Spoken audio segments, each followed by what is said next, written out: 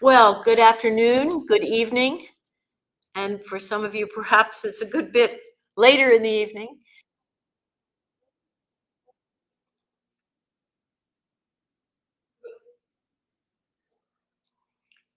You know, we've chosen today to take a look at why trisomy 21 kids deserve a better prognosis.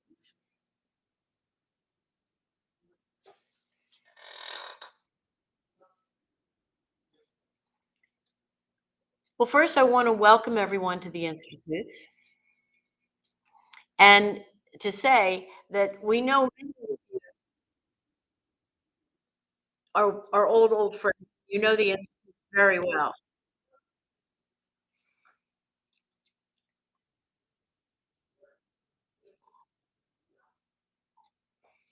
I hope you're not getting the same echo where you are that I'm getting where we are.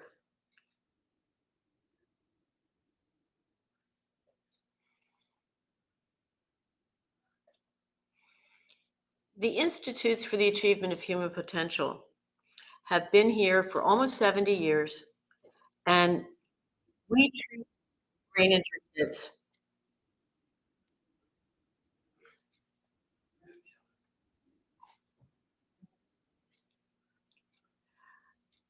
I'm the director.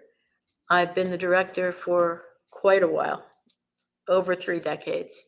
And I've had great good fortune to be raised here. It was my father who in 1955 founded the Institutes. The echo is about to disappear, I hope. Yes. Okay. I hope you weren't bothered by that echo, but I was bothered by it. My father founded the Institutes in 1955, and at that in those early days, we did not treat children. We treated adults. It was a classical rehabilitation center, and we did that for a number of years until we were so impressed with the results that we got with 60, 70, and 80-year-olds that we said, "What's happening to the 3-year-olds across the street that are ending up in institutions? Well, we're fixing 70-year-olds." That didn't seem quite right. So gradually over time, the kids kind of took over. And those kids came here with every conceivable problem, uh, all the way from kids in a coma, kids who were blind, deaf, paralyzed, kids who came running through the door, but who had huge problems of focus, concentration, huge visual problems, auditory problems, kids who came here who looked like every other kid, but who just couldn't make it to school. In short, from the most hurt kid you can imagine, moving back and forth between life and death, all the way to the kid who's almost perfect, but not quite. And that not quite in an academic setting will mean that he will fail. Those are our kids. And those kids arrive with a vast array of symptomatic labels: cerebral palsy, autism, global developmental delay, ADD, ADHD, hyperactive, epileptic, all these labels. There are more than 300. But every one of these kids arriving here with those labels, after a careful neurological evaluation, we will find to be brain injury. That is hurt in the central nervous system, not in the elbow, not in the knee, but in the central nervous system. And that's really been a huge, huge difference between our way of looking at our kids and everybody else. Because in the world of hurt kids, there's a huge amount of attention paid to symptoms, but not much paid to where is the problem and how are we gonna treat it. Now, where does the trisomy 21 kid come into this? Well, before I address that, I wanna introduce someone who's gonna be helping us today. She is Elisa Guerra, not only an old friend of mine in the institutes, but she really has 2 claims to our attention. First, she came here as a mom, and she understood the program. She came here as a mom of well kids, wanting to be able to take the work we had learned about her kids and apply it to her well children. What a good idea. She did that very faithfully, and she now has 3 young adults who are, frankly, spectacular. She then was inspired by that, and she realized where she came from in Mexico, that there really weren't the kind of schools that she needed and wanted to have in order to put her kids in school and have them prosper and flourish. So she actually created her own school that followed the basic philosophy that the institute taught. And then that school became 2 schools and then 3 schools. I've lost count of the schools now. And along the way, Elisa's kind of taken it on her shoulders to educate teachers. We're in the parent world. We're nose to nose with parents. But Elisa is helping to teach teachers how to do a better job in the class. So welcome, Elisa. She's here to help me. And her job basically is to keep me from talking too much, and keep us moving on to the next. Because every point we could talk for a long time about each. Because So every point today is is about important. trisomy 21. And, you know, there are many reasons why I chose this topic for today. But one that comes to mind right off the bat is the kids who arrive here with trisomy 21 as a diagnosis are the only kids who arrive here with a real diagnosis. That is a real diagnosis. And it is an accurate diagnosis. That is what their problem is. So in that way, they are different than all the other kids we see because very few kids arrive here with a real diagnosis. It's all symptomatic labels. There are some other big differences for trisomy 21 children. And as for a bad prognosis, I think uniformly the parents of trisomy 21 kids are given a very bad prognosis. This is the only group of kids who parents start to hear that bad prognosis before the child is even born. Yikes. Before the baby even arrives.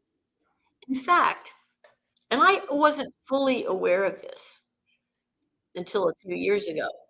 I don't know what world I was living in, but a mother handed me an article, and it was an interview with 3 mothers who had all had trisomy 21 babies.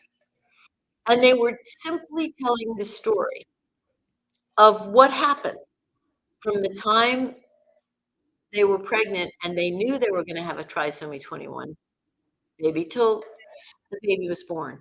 And it was all 3 stories were essentially the same.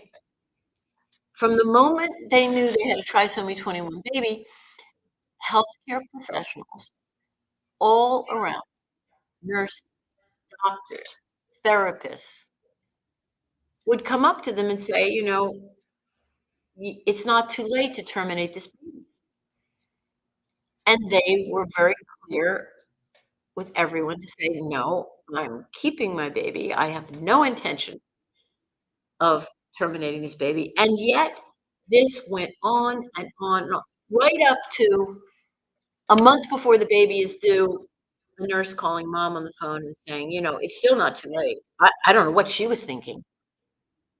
I had a mother as recently as 3 weeks ago say that she was in the hospital in labor and they were still at her. Now, I just, I can't wrap my brain around that. That to me is absolutely, utterly unthinkable.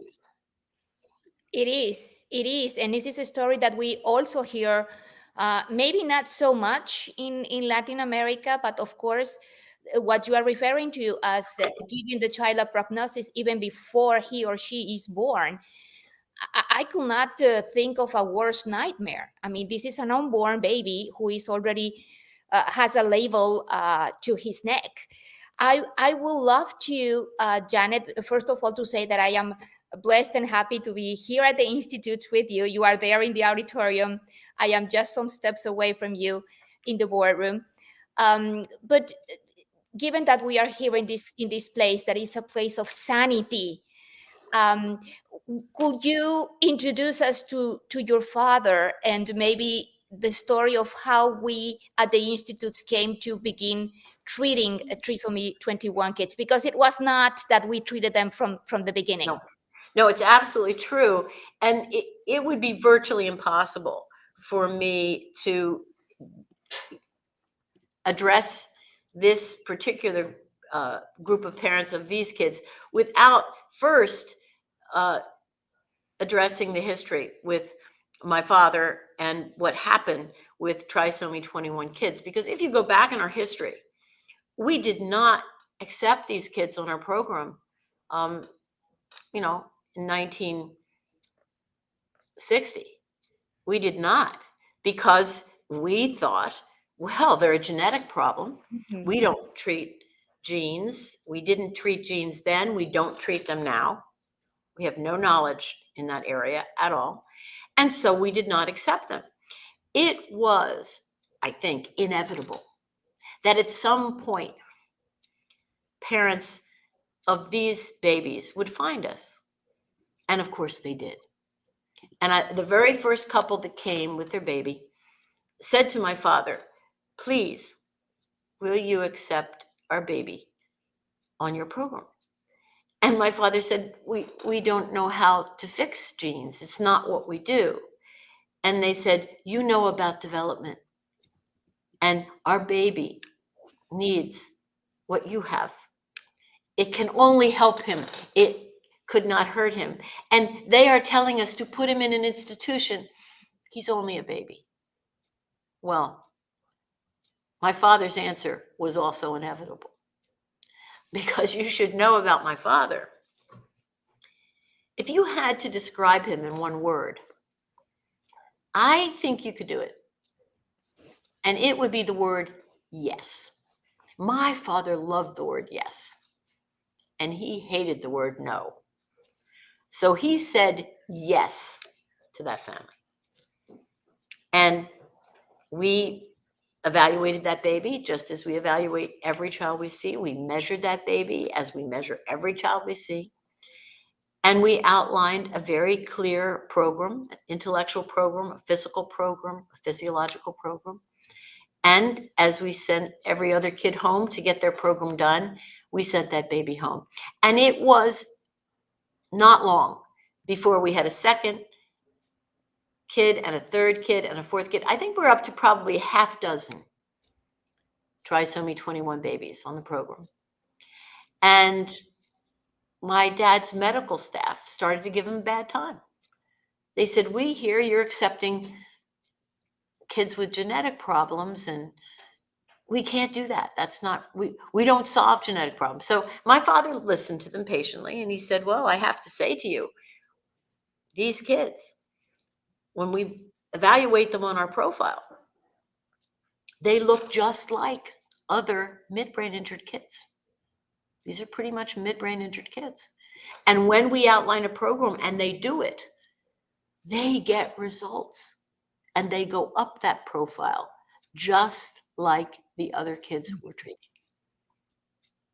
So he was not happy with what they said, but they gave him a very bad time. They said, you're going to get us in trouble. We're already the mavericks in the field, and you're going to make our life more difficult. So my father went to the very best person he could go to in the whole world, Raimundo Veras. Raimundo Veras was my father's chosen brother. He was a Brazilian doctor who had brought his son here to our rehabilitation center.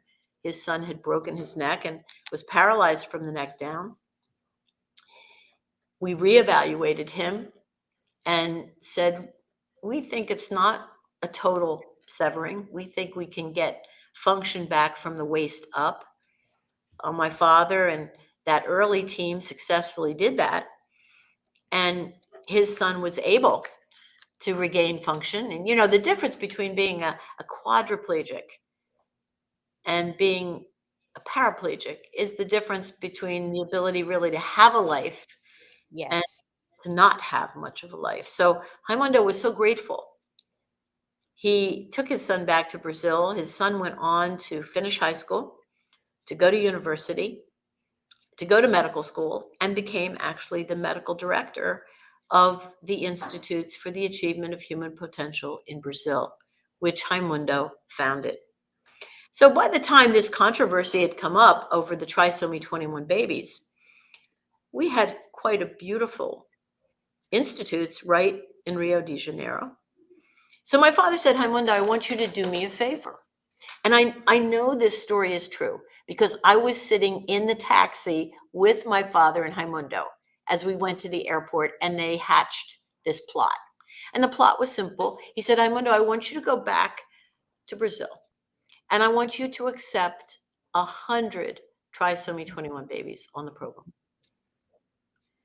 And Raimundo said, done. Of course, I will be happy to. And he said, you won't get any trouble from your medical director, will you? And Raimundo laughed because he said, trouble? My medical director is my son. I don't think he's going to give me a bad time. So we knew that would work. You know, Raimundo, this was typical of Raimundo. He did not go home and accept 100 kids. He went home and accepted 200. And a year later, he marched back into this lecture where I'm standing right now. And he said to our medical team and to our World Organization members who were there for our annual meeting, he said, these kids, not only should we be accepting these kids, but we have the great good fortune because of their problem, we can get them early. Mm-hmm. We can get them right, you know, when they're a few months old or even from birth. And if we do get them early, then the goal from day one must be wellness. Yes. There should be no other goal for them. And shame on us if we can't achieve that. So he gave our medical staff a very bad time. You know, from that day to this, to honor him, and I think to honor these kids, our nickname for our trisomy 21 kids, Veras kids. Everybody at these institutes and around the world refers to our trisomy 21 kids as Veras kids. And go ahead. No. I was just going to say, what is the difference between what the world does about trisomy 21 children and what we do at the institutes? Of course, you just said we do not treat genetic problems, but then what do we treat? Well, you know, even when parents come here with a Veras kid, they maybe spend the first day in our course saying, where do we fit in? Our kid has a genetic problem. Nobody else here does. I think what we learned, both from the first 6 kids we treated, and then from those 200, and we've learned it every day since, is that Veros kids have 2 big problems. One, everybody knows, the trisomy 21. That's the Okay. genetic problem. But that problem causes a very significant neurological problem, a problem to the brain. And it turns out that of these 2 big problems, the biggest and the most important one to solve is the problem with the brain.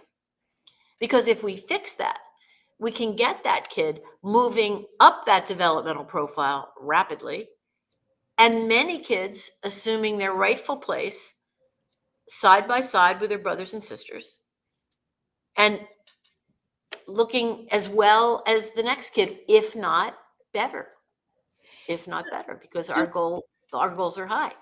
do you have an example, a case story or something that maybe you can walk us through what it looks like to be on the program, on the Institute's program with a Bears child? Yes, and we have so many that Okay. when I was preparing for this, it was difficult because, honestly, these are wonderful kids and we have wonderful parents. So to just do one, I thought, well, maybe I'll do 2 or 3. And then I realized there's not enough time. So Yeah. I've chosen one, and I chose this one, not so much for the child herself, because all of the kids that I could have chosen have done well. I chose this one because I have the words of mother herself. It's really written completely by mom. And so I'd like to read her words to present uh, this case history. Sure. Please go ahead. Now, this is the story of Sarah. And before Sarah was born, her family was enjoying health and happiness with her 2 older sisters. They didn't know that the birth of the 3rd child would present huge challenges, or that meeting those challenges would lead them to become an extraordinary family. Almost 10 years after the birth of their 2nd daughter, mother learned she was pregnant again. Parents were told that due to their ages, there's a risk of having a baby with a chromosomal abnormality. But they decided not to have the amniocentesis test. On the day of Sarah's birth, her parents were told she had trisomy 21.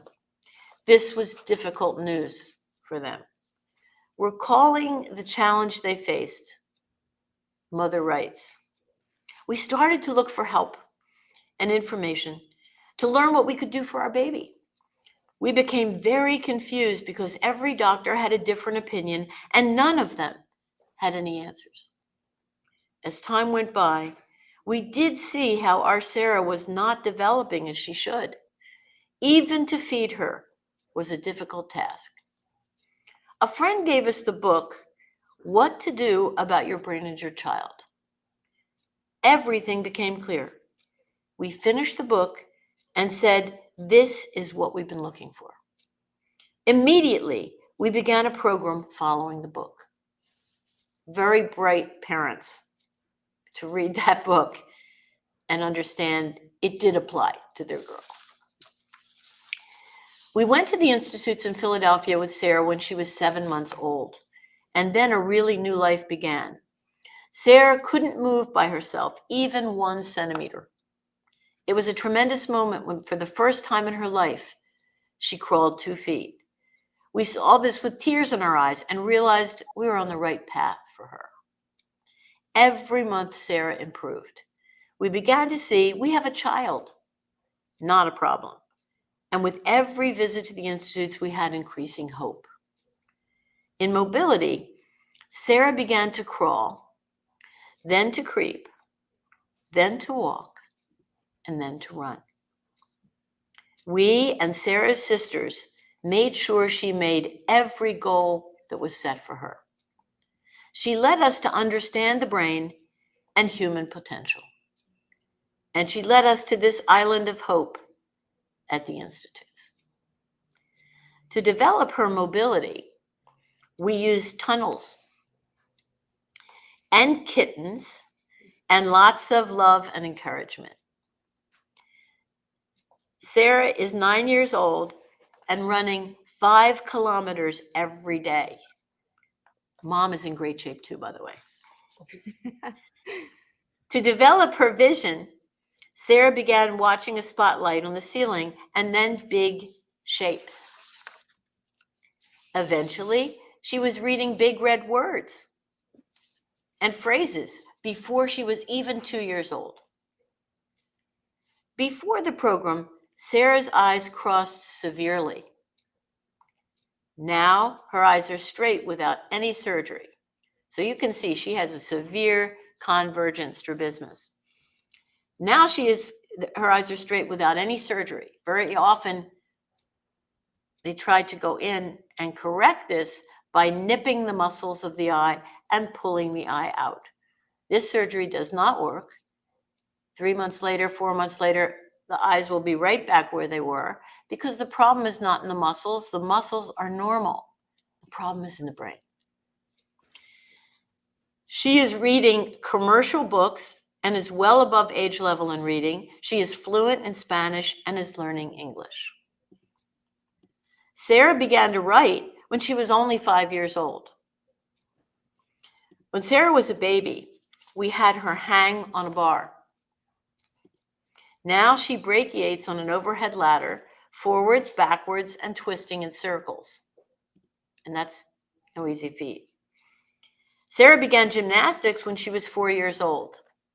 Today, she's a good gymnast and enjoys swimming as well.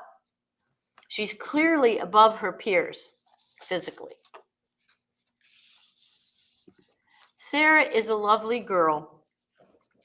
She puts a touch of heaven in everything she does.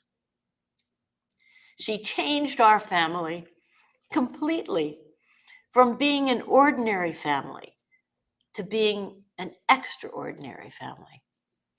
And here is Sarah, a beautiful teenager. Wow. Wow. Such an inspiring story, Janet. And I am fortunate to say that I was able to meet Sarah and her parents during one of our courses when the What to Do About Your Brain and Your Child course happened online, pre-pandemic times in Mexico City. She came to give us a demonstration of what these children can achieve. And the whole audience was in awe of her.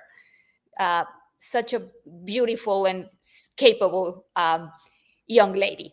Very different from the prognosis that many children receive before they are born, as you were saying at the beginning of this conversation. So, taking into account what Sarah showed us that these children can achieve, what do you think, or what does the institutes think should be the prognosis for trisomy 21 children? Well, I think that Sarah answered that and her parents answered that. The prognosis should be that, or the goal should be that these children should live the same life their brothers and sisters live, instead of looking into a crystal ball that doesn't exist. We don't have a crystal ball, but somehow the healthcare professionals seeing these parents look into their crystal ball and see all of these dark things for the future. We would say, if you're going to look into that crystal ball, see a bright future. See a kid who has the potential to read, to write, to run, to be a gymnast, to be a swimmer, to be a dancer, to be a painter. The same vision you would have for the well kids in the family, you should have for these kids, because otherwise it's really a self-fulfilling prophecy. You know, they arrive at birth and then they're treated differently from birth.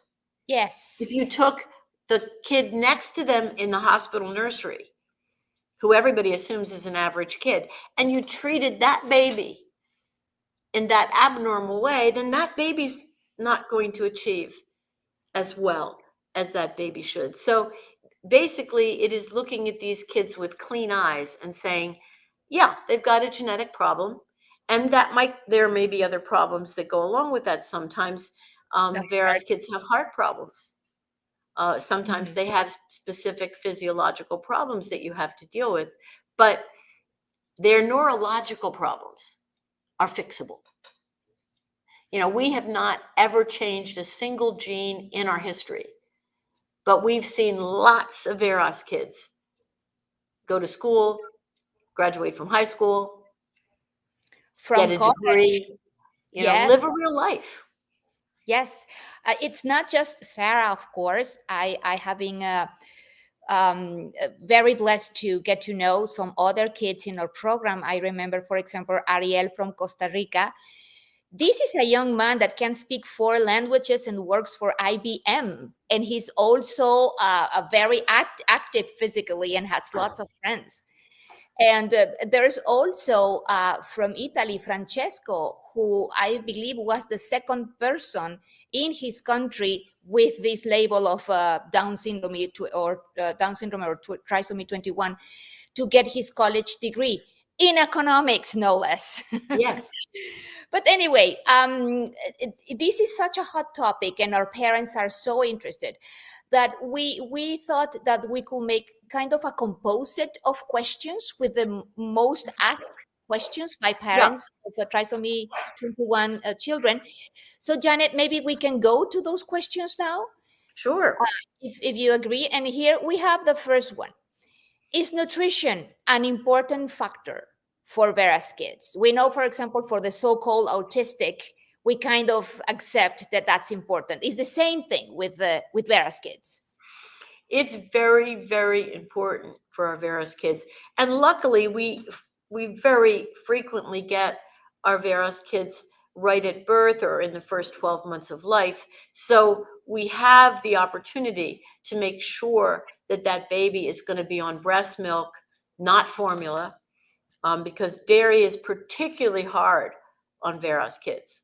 As soon as when the kids who come here on dairy, as soon as we take that out, they're going to do much better.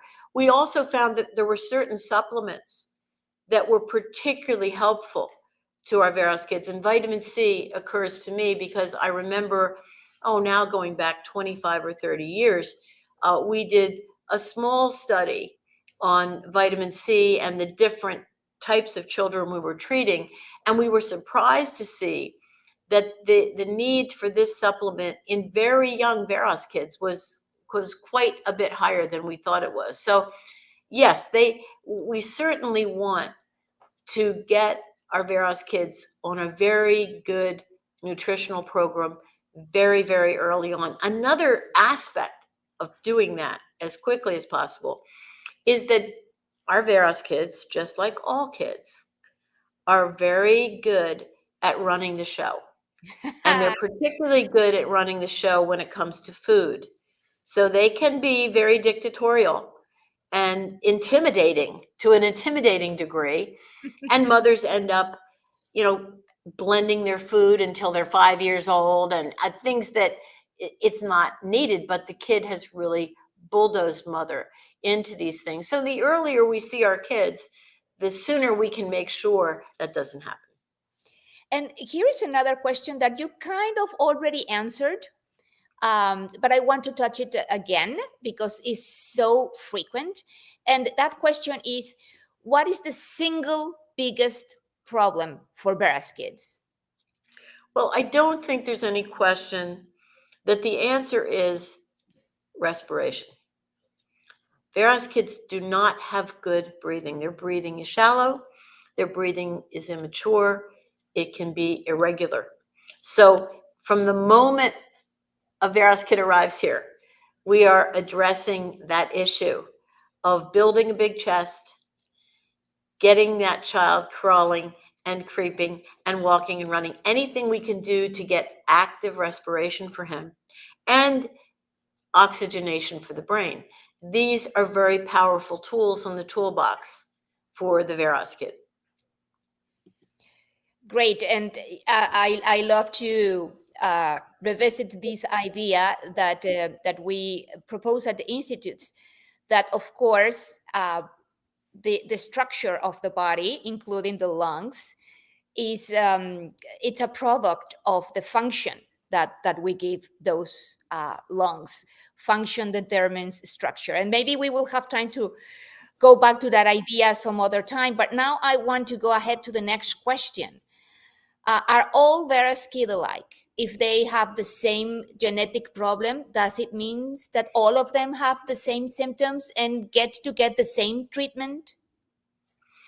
Well, I would say the spirit of this question, I think, is often that they're kind of made out of a cookie cutter, and nothing could be further from the truth. We've actually seen Vera's kids who were blind and paralyzed. Not many. For the most part, Vera's kids are in the higher end of moderate and sometimes mild compared to many of the kids we see who are paralyzed and speechless. But they can have very large problems. So I think the world thinks they're all the same. They're not at all. They're quite different. I would say the way they are alike is our prognosis. If we're going to talk in a broad brushstroke now, not about an individual child, but just to generalize, we would say they're like in that we would say, when we see these kids, we are 100% optimistic that we can make them not only better, but much, much, much better. And that way they're alike. We expect them to succeed. We expect them to do well. Okay, well, now it's time for your questions. We have an audience listening to us. Thank you for everyone that has joined this live conversation. And also thanks to the people that are watching this later on. That if you are watching the recording, even if you did not get to catch the live presentation, you can still type in your questions, please, because we go over the questions that you post and we make them a topic for one of our next conversations. So please go ahead right now, whether you are live or not, to post your questions. And I have already two of them, Janet. So I will show them to you, and you decide which one you take first. We have here from MFZ. Do the speech problems arise from the brain? Do your programs help with speech? And then we have another from Laura Beal. This may or may not be a question you will be answering, but I wanted to ask if you still believe that traditional therapy has a valuable role in helping children with trisomy 21 in combo with Doman programs. So what do you think, Janet? So the first question, which is about speech problems, about language development. Language development takes place in the brain.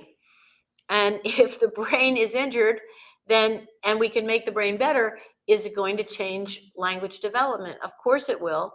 And it takes us back to what we were just talking about. A big part of the language problems for Vera's kids is breathing.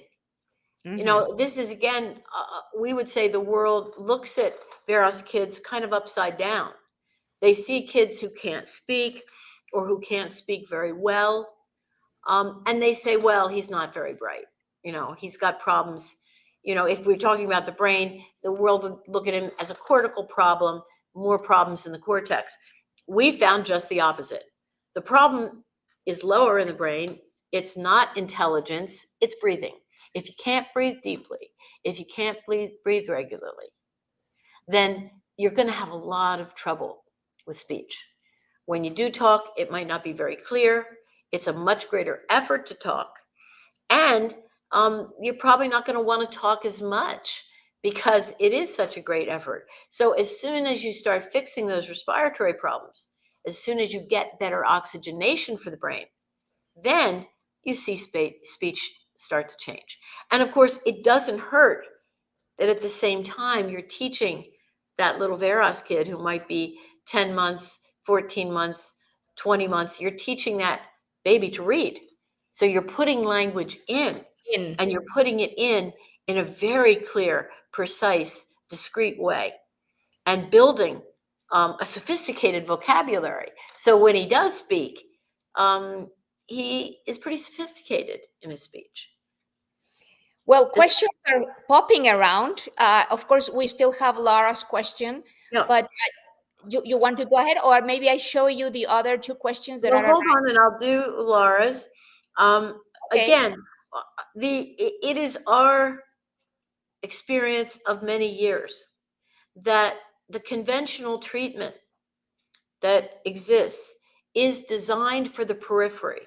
It is designed if you have a sports injury, and physical therapy is the way to go. That's what it's designed for. But if the injury is in the central nervous system, then you cannot treat the symptom and expect the problem to go away. So, no, we would not try to combine a treatment that's for the periphery. We don't find our kids have peripheral problems. We are treating the central nervous system, and it's two very, very different things. So we would say to any family, decide where, if you believe your child has a problem with the arm or the elbow or the leg or the tongue, but for brain injured kids, they do not have problems with the in the eyeball or the knee or they have a problem in the brain. And like it or don't, got to treat the brain if you want the problem to go away. Brain injury is in the brain, and the brain grows by use. Those are some of your father's Yes. favorite words of mine. Well, let me show you a couple more questions. Rose Beatty says, digestive problems, infrequent pooping, how can it be addressed? And then we have Kale asking, how are their needs change or different in adolescence, nutritional? My son has been following your program since an infant. And sorry, I just want to go back to one question for a few weeks earlier that I think we did not get to address. Giselle had asked, my baby was born with Down syndrome. She's 4 weeks old. Is there something we could do? And if so, how soon could we start? And I Yeah. think that also goes nicely with the question that many parents have is, okay, I have this baby that has been diagnosed with trisomy 21. Now what? What do I do? So, Janet, go to any of the questions that you want. Okay. Well, let's go back to the first two questions, and we'll end with what do you do next. I think that makes sense. Okay. So, digestive problems. Well, these are very common in brain injured children.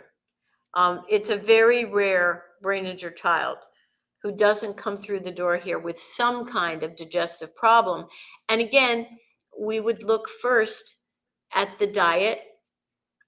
We would do very specific things with the diet. We addressed some of those things last week in the webinar, so I strongly recommend Yes, going that's right. back to that webinar on 4 fixes for the brain.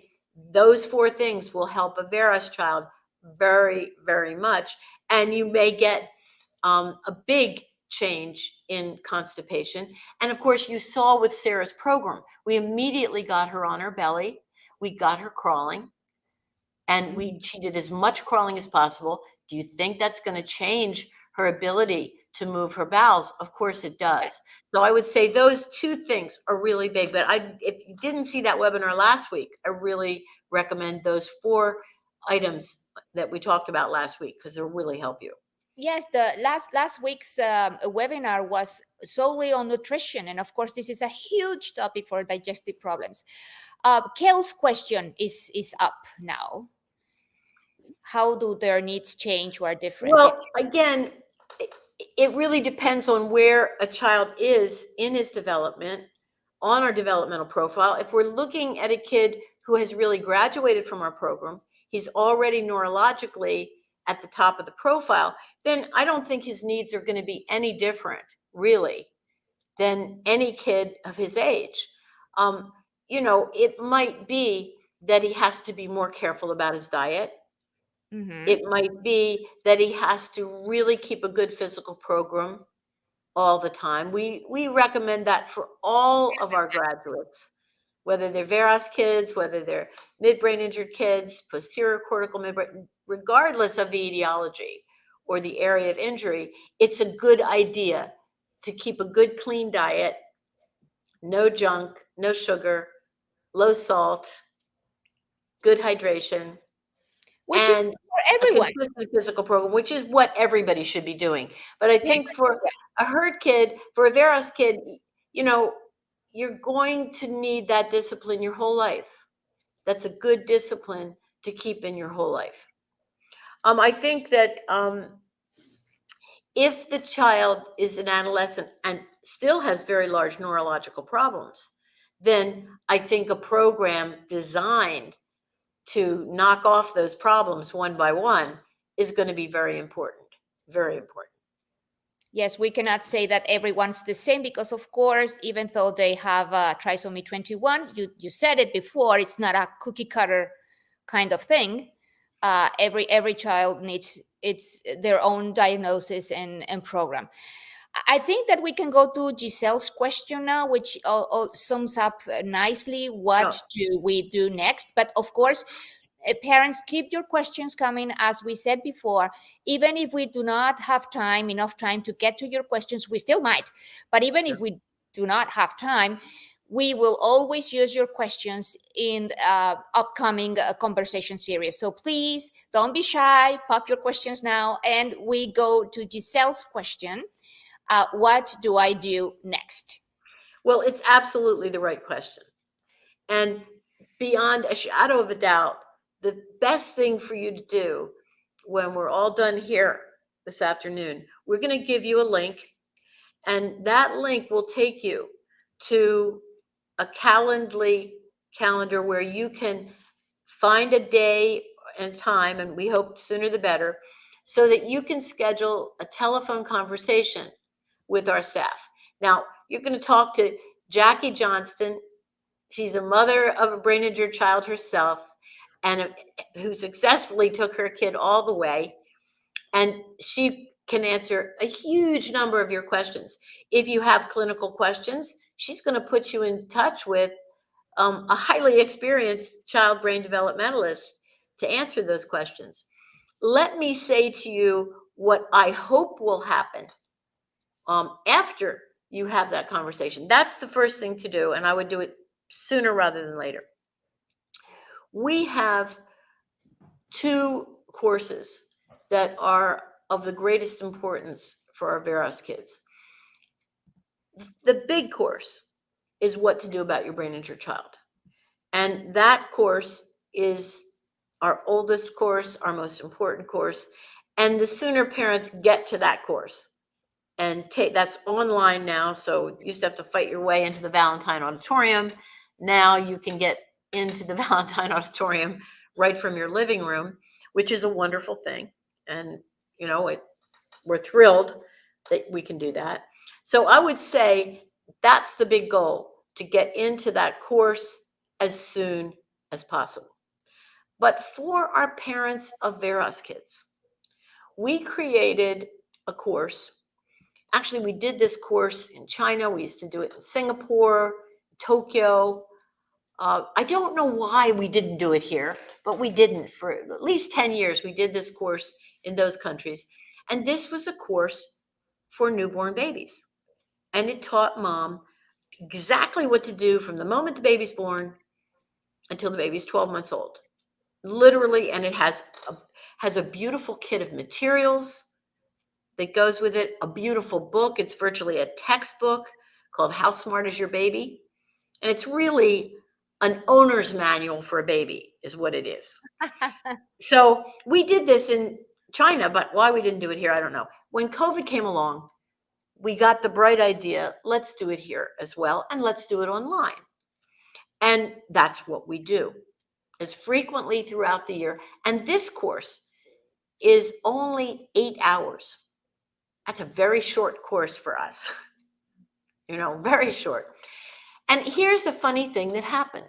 The very first time we gave that course live online here, when we looked up at the screen and we went around the room and said, why are you here? Half of the mothers expected they were either pregnant or they had a newborn baby. The other half were mothers who had trisomy 21 babies. Now, we had not promoted the course in any way for parents of Veros kids because it actually didn't occur to us. But mothers heard about the course and they came. And what a brilliant thing that was, because some of the mothers in that course, the kid was still in utero. So mother would be ready right on day one to have perfect stimulation, perfect opportunity, and enriched environment for that baby. Do you think those babies do well? Oh my goodness. I'm sure they So do. one of the things that I want you to think about is that course, because it's only 8 hours. It's 2 mornings, usually a Thursday and a Friday morning. That's helpful to the parents who live in a time difference of 12 hours. They still have to take it pretty late at night, but it's doable. And then you would have a beginning point. Right now, the next scheduled newborn course is the 28th of March. But, if there is enough demand, I would put another one between now and then, because that's a long way off. So put that in the back of your head. Put the book, How Smart Is Your Baby, right there front and center. If you know you're going to have a trisomy 21 kid, or if you already do and they're under 12 months. And then also, of course, if they're over 12 months, then get yourself to the What to Do About Your Brain Injured Child course as fast as possible. That's the answer. That's And the I solution. just wanted to say that the What to Do About Your Brain in Your Child course, we have it online in English and Spanish. If by any chance you are listening to this conversation and you can understand English, but you feel mostly at ease in Spanish, if Spanish is your native language, we do have the course with translation to Spanish. And right now, as we speak, we are also working on having the newborn course in Spanish as well. So hopefully by March, when the next course comes, Yes. we will have it available in Spanish as well. And yes, the book in Spanish is called Si su bebé es un genio, in case you are listening to this in Spanish, or How Smart is Your Baby in English. We already shared in the comments the link where you can get your free consultation by phone if you wish to do so. Maybe right now you are still not sure if this course or if this program, if this course of action is right for you and your family, and we can help you with that, right, Janet? Well, of course, I think that it is our experience before parents arrive here that whether they're the mother of a 12-month-old Veros kid, or the mother of an 8-year-old midbrain injured kid, or the mother of a kid who was diagnosed autistic or having developmental delay, that pretty much our parents have been around the block many times. Yes. That we're not the first stop on that journey, and often we're the last stop on that journey. That parents, by the time they arrive here, they feel pretty much abandoned. And abandoned because their goal is for their child to get better. It's not their goal to have palliative care. It's not their goal to institutionalize their child or medicate their child. It's not their goal to be a chauffeur and drive their child to 4 different therapies every week and watch him not change. That's not the goal for our parents. They want their kids to change. And that's what we're all about. It's what we're all about. Everything we do, we want our kids to change. We not only want them to change, we want them to change every day. Janet, Every day. I just want to add a little bit of something. We have here somebody asking how, kind of the same question as Giselle. How soon is too soon? Can they get there while the baby is very young? Can they get there while they are? I remember that you said that we have had mothers pregnant that already know that their child is going to be born with trisomy 21. So could you add up a little bit, and this will be the last question to answer? Well, I love the question, because one of the mothers are told, as Sarah's mother was told, to have an amniocentesis. Mhm. And and I know, when parents are recommended to have an amniocentesis, I would say 99% of the time, the motivation is to find the baby and then recommend termination. Sure. I don't think that amniocentesis is recommended for benign purposes. I think it's recommended because, for whatever reason, the insane world that we live in thinks the world would be better without these gorgeous, gorgeous kids. But our mothers brilliantly have taken that advice to have the amniocentesis, and they, by and large, do have it. And then when they say, oh, bad news, you're going to have a trisomy 21 kid, when should we schedule your abortion? And mother says, no, no, I'll get on the waiting list at the institutes today. So to see mothers actually enrolled in our course before the baby is born, what a thrill that is. What a thrill. It's a wonderful thing. It is. Our families are wonderful families. They have their heads and their hearts in the right places. And, I think in this way, the parents of trisomy 21 babies are especially strong and especially wonderful, because most parents don't know they're going to have a hurt kid. They have a hurt kid and they're brave and tough. But the trisomy 21 parents make a decision. Yes. They make a decision and they say, no, no one's taking this kid away. This is our kid. And if he has problems, we'll deal with the problems. If he has special things we need to do for him, we'll do it. But he's our kid. And boy, the rewards for those parents are gigantic. For the brothers and sisters of these kids, the rewards are gigantic, because the world has it upside down. The world says the kid is going to cost you money. The kid is going to make your family life miserable. He's going to take it's all rubbish. And parents find the opposite, that these kids are really a gift, truly a gift that brings something, as this family said, she took us from an ordinary family To to extraordinary. being an extraordinary family. And boy, is that ever true. Where here it goes for all the extraordinary families out there listening to this live conversation. Thank you so much for joining us today. And please join us back again for another live conversation. Janet, when is it going to happen? The next one. Well, I'm hoping next Friday at 2:00, if I can make it happen. We have an appointment there. We will try to make it happen. Please be on the watch out. And of course, all these conversations stay here. So if you want to recommend it to a friend, feel free to forward it to him or her. Feel free to watch it as many times as you like. And please, please, please keep posting your questions. Even if we're not live, when you watch this video, we will take a look at your question and we will do our best to answer your questions in upcoming conversations.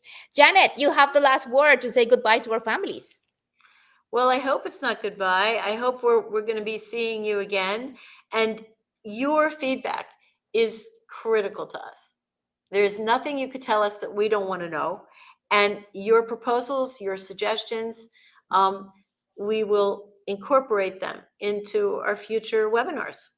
So hurry back. Hurry back. Now and then, behave. Fix your kid. Hurry back and see you very soon. Thank you, Janet, and thank you, everyone out there. Until next time.